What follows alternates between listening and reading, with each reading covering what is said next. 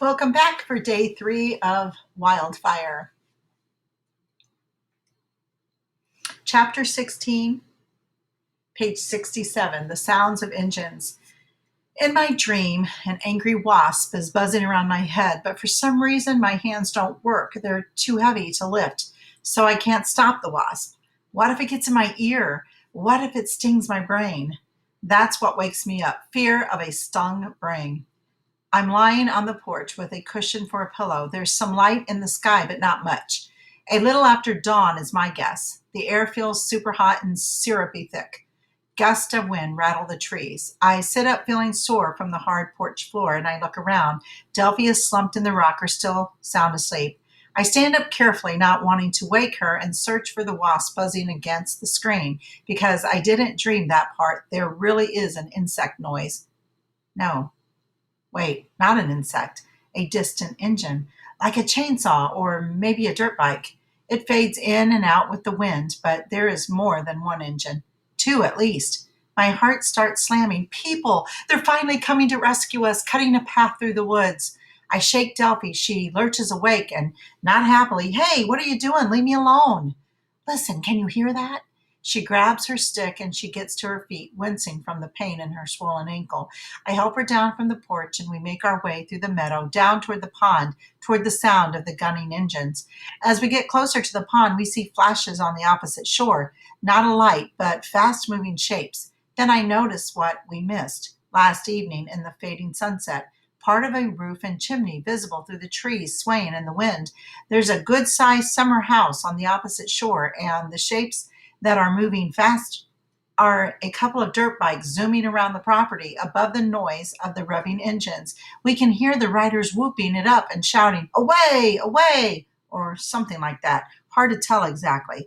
We should yell back. Delphi drops her stick and waves her arms. Wait, not yet. I've got a bad feeling about the wild riders.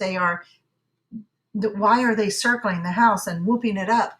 What are they celebrating? Are they having a party? Delphi, ignoring my caution, shouts, "Hey, hey, over here, across the pond, help, help, help." The bikes keep zooming around the house, vanishing into the trees and then reappearing. Maybe they can't hear her above the screams of their engines. What happens next makes my blood run cold. An orange light comes on inside the house, making a window glint. The light glows quickly, filling the house, getting brighter and brighter, and then it bursts through the roof as orange flames leaping into the sky, lighting up the tall pine trees. Fire exploding from the house and spreading fast, driven by the wind. "Delphi, we have to get out of here. They saw us for sure." She's staring at the fire as if she can't believe it, her hope of rescue going up in flames. Across the pond, one of the dirt bikers comes to the edge of the water, looking directly at us. He raises his arm and points wildly. The other rider suddenly roars up beside him. Then they zoom off, vanishing into the woods ahead of the fire. Do they know about the Jeep? Maybe spotted it from the logging trail as they zoomed around the pond to have their fun. No time to think about it. Concentrate on getting away from the fire. The fire. The fire. The fire grows like a thing alive, doubling every few seconds, getting hotter and brighter until the whole pond glows orange and red. Like there's a fire inside the pond. A wave of intense heat scorches the air. Black smoke spreads across the pond like night fog, but way more deadly. Fog you can breathe, but not hot smoke. The weird thing is, it's so beautiful you can't stop watching it. "Delphi," she turns to me, blinking her eyes as if she's just woken up from a dream. "We have to go. They might be trying to find us. They might have seen the Jeep. They're um they're the ones," she said. "They started the whole thing. Probably. Come on." She grabs hold of my shoulder and uses her stick for balance. We limp run up the meadow, away from the pond, away from the fire. Delphi insists on retrieving her backpack, and I keep urging her to hurry. We have to get to the Jeep before the dirt bikers find us. I don't know how I know they're coming for us, but I do. Chapter 17, page 71.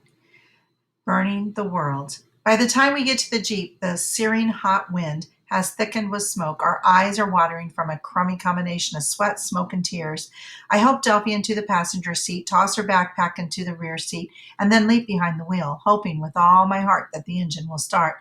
When I flip the lever and depress the starting pedal, It turns over but doesn't catch. My heart sinks, and then I remember the secret to making it start is in my pocket. What's wrong? Delphi asked. No time to explain. I race to the front, lift the hood, and plug the wire into the distributor cap. Back behind the wheel, I close my eyes and flip the starter switch. Vroom! What a beautiful sound. Hang on, I shout, and let out the clutch. A moment later, we're barreling along the old logging trail with the hot wind at our backs, which isn't good because it means the wind is pushing the fire and smoke in our direction. But going the other way would have taken us back into the fire, so this is our only option. I'm gripping the wheel with all my might as we bounce along the ruts, concentrating on keeping the vehicle on the trail and not veering off or colliding with the stump. The thing is, with my eyes watering, I'm not seeing all that good. Look behind, I shout to Delphi. Is it catching up? I don't know. Maybe the whole sky is on fire. I press down on the accelerator until the pedal hits the floor. We're flying, hitting 20 miles an hour according to the speed gauge. There's only one way to make it go faster, and that's to change gears, which is something I haven't attempted at full speed because until now, second gear was fast enough. Hang on. I push in the clutch, push the gear lever down and to the right, and let the clutch out. Third gear, much faster, too fast. The way we're being rattled around, so I let up slightly on the gas pedal, 35 miles an hour, on a highway that would be slow as a snail. On an uneven, unpaved logging road, it feels like 100 miles an hour, and it's working. The smoke is thinning, and that means we're outrunning the fire, which doesn't make my heart pound any less. We need to get far away, miles and miles. Back at the pond, the fire moved like a sprinter, racing from a cottage roof to a full-blown wildfire in minutes. Everything so dry, just waiting to explode into flames. And those dirt bikers racing around like gleeful devils, chanting, away, away, and burning the world. Did I hear them wrong? Was that really what they were shouting? And why does it sound so familiar? One thing I know for sure. The bikers spotted us from across the pond. Me and Delphi are witnesses to a crime. Does that mean they'll try to run us down, shut us up? Maybe the fire scares them more than we do. If it was me, I'd want to have the wind in my face pushing the flames in the opposite direction. Fastest way to get clear and safe, and besides, we weren't close enough to see their faces, let alone identify them. That's what I keep telling myself as we slam along the ruts, teeth rattling. If we get far away from the fire, we'll also be far away from the dirt bikers. With the Jeep going this fast, Delphi has to yell to make herself heard. I need to use the ladies' room. I slow down and I put the gear shift in neutral and let us roll to a stop. No way am I going to shut off the engine, not when something might be catching up, fire or bad guys, or both. Of course, there's no ladies' room, so Delphi takes a small roll of TP from her backpack, limps to a row of bushes, and disappears behind them. There's no smoke showing under the canopy of trees, just plain gray sky. And now that we're stopped, I notice the wind is no longer blowing in our direction. It's barely blowing at all and seems to have shifted. All good. I strain to listen for chainsaw sounds of dirt bikes, but can't hear anything. Delphi comes limping back and heaves herself into the passenger seat. Sorry, it's okay. The radio is in your backpack, right? Maybe we can get an update on the fire. I crank the little radio as fast as possible and then turn it on and slowly pan the antenna around until it catches the signal. Fire service officials announced that the fight to contain the fire will concentrate resources and personnel on the southeastern edges of the conflagration. That's a big word for fire, but it's fun to say. Conflagration. They explained that the northern areas are thinly populated, whereas in the south, 6 to a dozen towns and villages are under threat. So Bigfoot, if you're out there, you better get running because nobody's coming to help. Just kidding, rock and rollers. I'm raising my mug of morning coffee in a toast to our brave firefighters who are risking their lives to contain this awful blaze. Good luck. Be safe. This is Fat Freddie Bell, high atop the lowest official mountain in the great state of Maine. When the music comes back on, I switch it off. They're concentrating on the south, Delphi says in a croaky kind of whisper. We're in the north. I nod. So, we're on our own. Totally. Looks like it. I try to sound upbeat, but we have been all along, and we're doing okay. We're still alive, right? Delphi sighs. Any idea where we're going? Mostly west. I point at the compass on the dashboard. What about the map? I'm pretty sure we're off the map by now. What do we do? I shrug. Keep driving until we bump into a real road or a fire crew or somebody. But not them, Delphi shuddered. Not those creeps. Not them, I agree. I can't believe I waved at those jerks. Doesn't matter. We're making good progress. I get the Jeep back up to third gear and keep going for what must be a solid hour, chalking up the miles, figuring maybe 80 more miles in the tank before we run out of gas. Not sure how far away from the fire we've gotten because the old logging road meanders around looking for a level pathway through the deep woods. Deep and getting deeper. The spruces and pines are much taller here, towering into the gray sky, blocking sunlight. Kind of spooky, really, like if you turn your back, the giant trees might come alive. Of course, they're alive, but you know what I mean. I'm thinking about how I'll describe all of this to Mom, how I'll make it a really good story when we come around a corner and everything changes. Standing tall in the pathway is a great big moose, a big bull moose with antlers like radar scoops, and he's not about to move. I jam on the brakes. We start to skid, turning sideways as I fight for control. The wheel hits the ruts the wrong way, and suddenly we're flying through the air. Chapter 18. It's a girl thing. Page 77. By rights, we should be dead in a forest full of sharp branches and big rocks. We're somehow flung into a thick patch of soft ferns. I land on my back hard enough to knock the breath out of me. I turn over into my hands and knees, gasping for air. 10 feet away, deep in the ferns, I see Delphi with her big eyes wide open, staring in amazed confusion. What happened? She asked. Moose, is all I can manage to say. I mean, to your Jeep. I thought it was going to land on the top of us. I crawl out of the ferns onto the logging road, and I can't believe my eyes. The Jeep is up on its side, undercarriage exposed, leaning against a tree, one tire still spinning. Delphi's right. If the tree hadn't been there to block it, the vehicle might have killed us both. The moose is gone, vanished back into the woods. Delphi limps over, puts a hand on my shoulder. I'm so sorry. I know that Jeep was like your friend or something. I don't know what to say. If we don't have the Jeep, how are we going to escape the fire? How are we going to find our way back to civilization? It's not like firefighters are on the way to save us. Delphi cautiously approached the Jeep. You think it's totaled? She asked. I don't know. I feel helpless. Glass from the shattered headlights and the smashed windshield is scattered across the ground. Other than that, the Jeep looks more or less in one piece, except it's leaning up against a tree. Canned goods and water jugs have been thrown in the underbrush.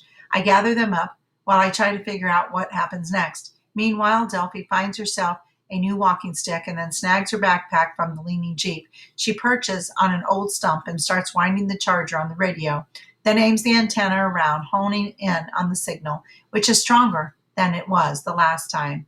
Your WRPZ host, Fat Freddie Bell, high atop the lowest official mountain in the great state of Maine. Wish I had better news, but the fact is it's getting worse. In the early morning hours, wildfires erupt in the vicinity of remotely situated Piney Pond and quickly engulfed hundreds of acres, cutting off power to this corner of the country. We're on backup generators now with enough fuel for a few days. Heck, I'll siphon the gas out of my car if it comes to that. I'm planning on sticking it out and making these reports in hopes it will help. If there is anybody listening, phone lines are down too, so I can't be sure of that. But if you're listening, here's something you need to know. Satellite images indicate that Piney Pond fire was probably arson. Hard to believe there's someone out there angry enough or evil enough or stupid enough to deliberately start a fire in a tinder dry forest. But what do I know? Tell you this much, it's getting personal. I can see fire and smoke from the studio window, miles away, but moving in this direction. And you know the weird thing? I never thought of fire as being alive, but it sure looks like it's living and breathing, except it's breathing flames instead of air. Woo, forecast says there's a chance of thunderstorms later in the day. Sure hope they're right because boy, oh boy, do we need rain. The sound fades out, turning to static, and Delphi stares at their little radio. I can't believe it. We were there, Sam. We were right there watching those two creeps starting the fire. Hundreds of acres, out of control, and nobody knows who did it but us. We don't know who did it, not exactly, except they were guys on dirt bikes. Young guys with long faces and blonde beards, tattoos on their arms. Are you serious? All I saw was the bikes. You must have eyes like an eagle.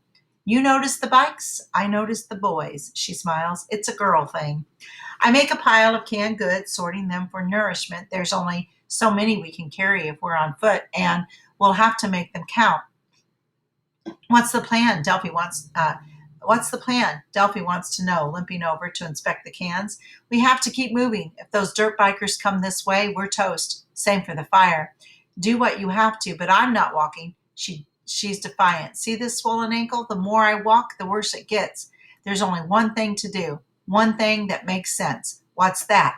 Fix the stupid Jeep. Well, how? Her grin gets bigger. We do what the Greeks do. Chapter 19, Sort of Lost. My grandfather was born in Greece and came here as a kid, Delphi explains. He loves this country and everything, but he's also super proud of being Greek. Thousands of years ago, Greeks invented a lot of important stuff that we still use today. Anyway, my papa was stones mason, and he talks a lot about his ancient Greek this ancient Greek named Archimedes, who claimed he could move the world if he had a big enough lever, because that's what Papa does. He moves big stones and rocks with levers and crowbars. He's a little dude, my grandfather, shorter and smaller than me, but he can shift a 2,000-pound stone easy peasy. Trust me, tipping this Jeep back on a level would be a piece of cake for him. Well, too bad he's not here. I'm not sure where she's going with this. Oh, he is. Delphi taps her skull. Right here. I've been helping Papa since I was little. If I'm strong, that's why. Despite what she said about her sore ankle, it doesn't slow her down much. Next thing you know, she's dragging me into the woods to find fallen branches we can use as levers.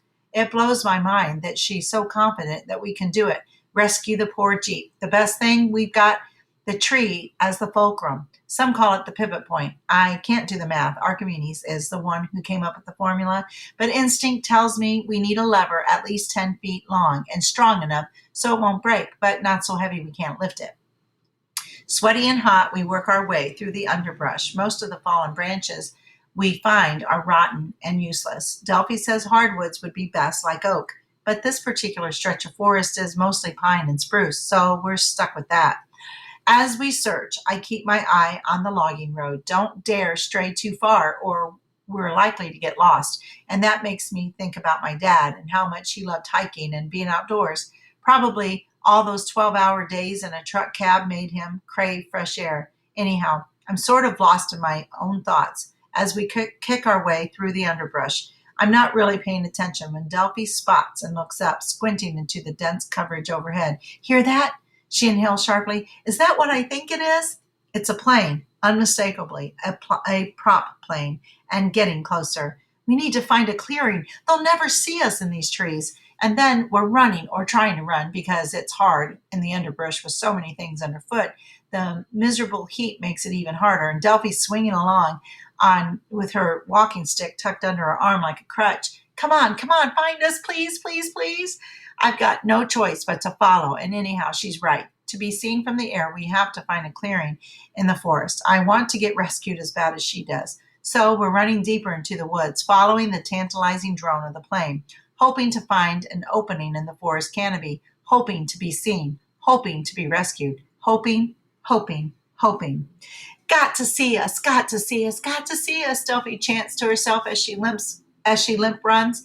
It's all I can do to keep up. I don't know about her, but I'm in full panic mode, heart revving like a race car engine, head pounding with excitement, sweat pouring into my eyes. A plane, a chance to be rescued, hot showers, hot meals, a phone call to mom. Better yet, I'll just show up, make sure she's okay. What a surprise that will be. She's probably thinks I'm dead. By now, they told her what happened at camp, the wildfire evacuation and me missing the bus. Maybe she checked herself out of rehab to join the search, assuming there is a search. Can't blame them for thinking I probably got killed in the fire. Whatever, I need to let mom know I'm alive because I can't imagine what she'll do if she thinks both me and dad are gone forever, go back on the pills, or worse. And worse, I can't bear thinking about, even though I do think about it all the time. Of course I do. More than anything, I want a happy ending. I mean, life was so tough and miserable that first year after dad died and mom tried so hard to keep us going, just me and her. Us against the world, one for all and all for one. We deserve a happy ending, just this once. Please, please, please. We never do find a clearing. Not that we ever see the plane.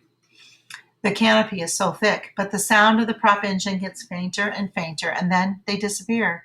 Silence, except for Delphi leaning against the tree, sobbing in frustration. This is so unfair. Yeah, it is. It really is. Delphi rubs her eyes and looks around. Where's the Jeep? She wants to know. What direction? We weren't exactly running in a straight line, I tell her cautiously, not wanting to upset her more than she's already upset. What are you saying? I take a deep breath. We're sort of, what? She demands. Lost, I say with great sinking feeling. We're lost in the woods. Chapter 20, Totally Boogered.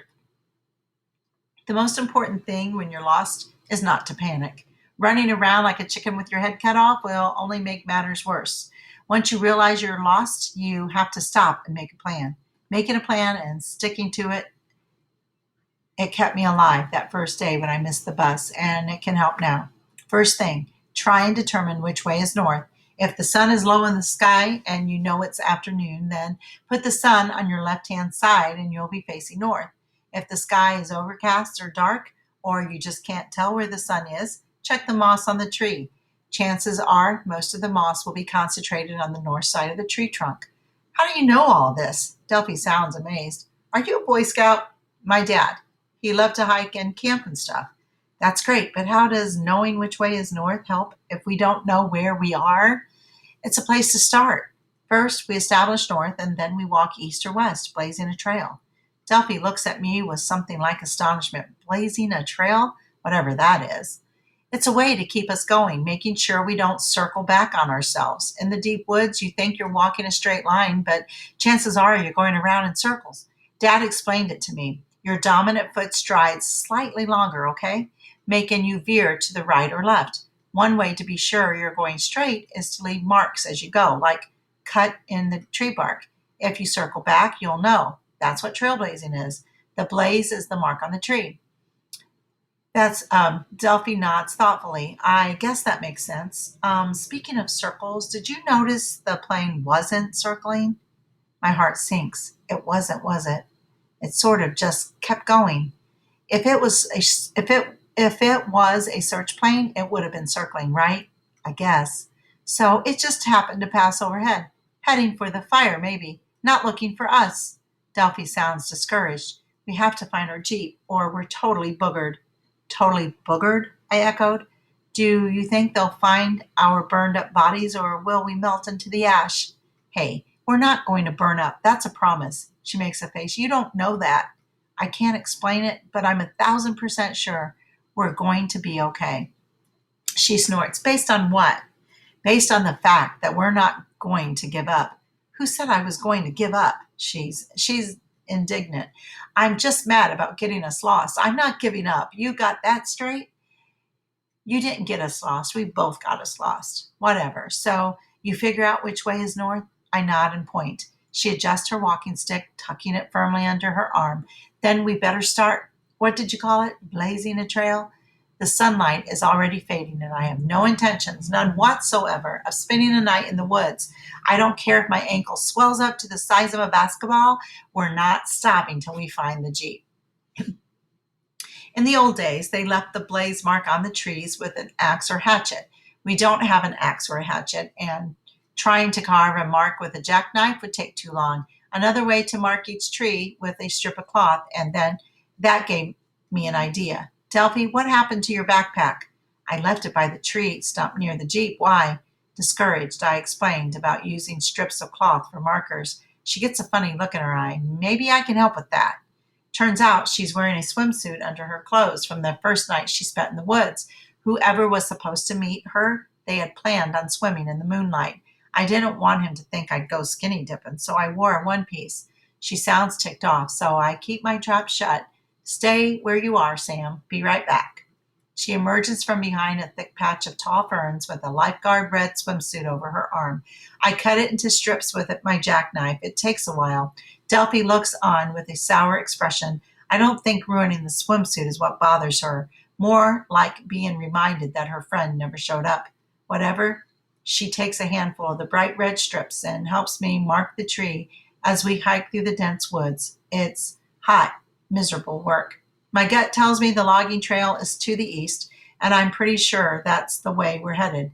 We tramp maybe a mile through the dimming forest, dry pine needles crunching under our feet, making sure we're never out of sight of the last tree marked, trying to keep in as straight a line as possible. Nothing. No logging trail, just more trees. So much for my stupid gut. It's going to be dark in a few minutes. Delphi's voice is full of dread. Double darn rat puke, she laughs. Is that the best you can do? I pledge not to swear. You really are a Boy Scout, she says with something like affection. Good for you and lucky for me. Okay, so what do we do next? It's not like we have a lot of choices. Before the last of the light fails, we pick out a nice big tree and sit with our backs against the trunk. The ground is uncomfortable and the tree is rough against our shoulders. The only good thing, there's no danger of getting a chill. Plus, being with another person somehow makes me less afraid of bears. Not that I mention the word bear, because there's no reason to give Delphi something else to worry about. I wonder how much blood you lose in each mosquito bite, she says. I must be down a pint by now. Mosquitoes suck. They really do. Ha ha. It could be worse. Oh, really? How? We could be alone. We are alone, dummy. No, I mean alone. Then you'd get bitten twice as much. She chuckles. You're funny. Do you think you can sleep leaning against this tree? No way. Me either. We sit in silence for a while, leaning against the hard bark of the tree. Me, personally, I'm wishing for a nice cool pillow. That and wondering what Mom is doing at this very instant, hoping she's not alone. She had friends before the pills got in the way, but true friends would keep her company in an emergency, wouldn't they? I'm not sure, and that makes me sad and worried. Delphi breaks the silence. Can I ask you a question, Sam? It's like really personal. Okay. What happened to your father? You don't have to answer if you don't want to. I shrug. He's dead. I figured that, but how did he die? So I tell her.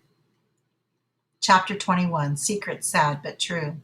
No need to gross Delphi out with the gruesome details, so I give her the general idea that Dad was a civilian truck driver in Afghanistan, making really good money, and there was an accident and he didn't survive. I don't mention what kind of tanker he was driving or exactly how he was killed because I can barely stand to think of it myself, even though it's always there in the back of my head. It's kind of amazing. I can talk about my dead father without freaking out, but after 3 years, it's my reality. A terrible thing happened, and no matter how much you ache to have him back, it can't be changed. That first year was the worst, was some days worse than others, like his birthday and every holiday and Sunday nights and especially Christmas. Me and Mom went to grief counseling and that helped a little, but it never goes away. You just have to live with it. And one thing I know for sure, Dad wouldn't want us to be sad forever. Not all the time. No way. He loved us way too much. After I finish, Delphi doesn't say anything for a long time. And then she goes, Hey, Sam, I got lucky when you drove by. You saved my life, so thanks. And I'm sorry for thinking you were some little dork showing off with a stolen Jeep. You're an amazing person, and your father would be so proud. Huh? I don't know about that. My dad thought letting yourself get lost in the woods was really lame. Well, that was an accident, she said earnestly. An accident, okay? We got excited by the plane. It would have happened to anybody. We'll find the trail, Delphi, as soon as the sun comes up. How's your ankle? Fine, sort of. It only hurts when I put weight on it. We sit quietly together, propped up against the scratchy tree, not talking about the fire or how it might catch up, but it's always there in the back of my mind. It's full dark now. I can barely make out my hand in front of my face, and night noises are starting. A brittle creaking from the tall trees as they react to the warm wind, a fluttering of wings, birds taking shelter in the pines and spruce branches, or so I hope. Something light and furtive padded over the pine needles. What lives in these woods? Best not to think about it. Best to cover the mysterious noises with the sound of our voices. Maybe that will scare the critters away. I say, Can I ask you a personal question? What were you really doing out in the woods in the first place if you were going swimming? That was dumb, huh? Can you keep a secret? I swear. Okay. She sighs. I was supposed to meet this guy, Jason Dean. He's a counselor at your camp. We've been texting, just plain texting, nothing bad. We never met in person, and my 2 weeks were almost over, so finally he texted for us to meet up on this trail behind my camp after lights out, and we'd go to a good spot he knew on the lake. And he never showed? She laughs, but not a funny laugh, an angry, hurt kind of laugh. What was I thinking? That a super cute guy like Jason would actually want to meet me? In his first text, he said he had his eyes on me. As if. What a joke. And there I was with a swimsuit and a beach towel. Pathetic. I'm sorry. The really stupid thing, I waited until after midnight because he kept texting that he'd be there any minute. That went on for hours. I bet they were laughing themselves sick, him and his friends, pranking this pathetic loser girl. You're not a loser. She says scornfully, no, big and tall might be okay for some girls, but me? You think I don't know what I look like? Big friendly giant, ho, ho, ho. Delphi, stop. There's nothing worse than when someone's hurting and you can't do anything about it. She takes a deep, shuddered breath. Let's get one thing straight. I'm not crying because of Jason Dean. I'm crying because mosquitoes are eating me alive and I'm thirsty and hot and hungry and tired and I wish I was anywhere but here. She pauses. No offense. None taken. Are there bears in these woods? Tell the truth. Not in this part of the forest. I lied. Bears aren't the only lie, because I know for a fact there's no counselor named Jason Dean at Camp Wabanansky. Whatever rotten person pranked Delphi, he was too cowardly to use his own name. Thanks for listening.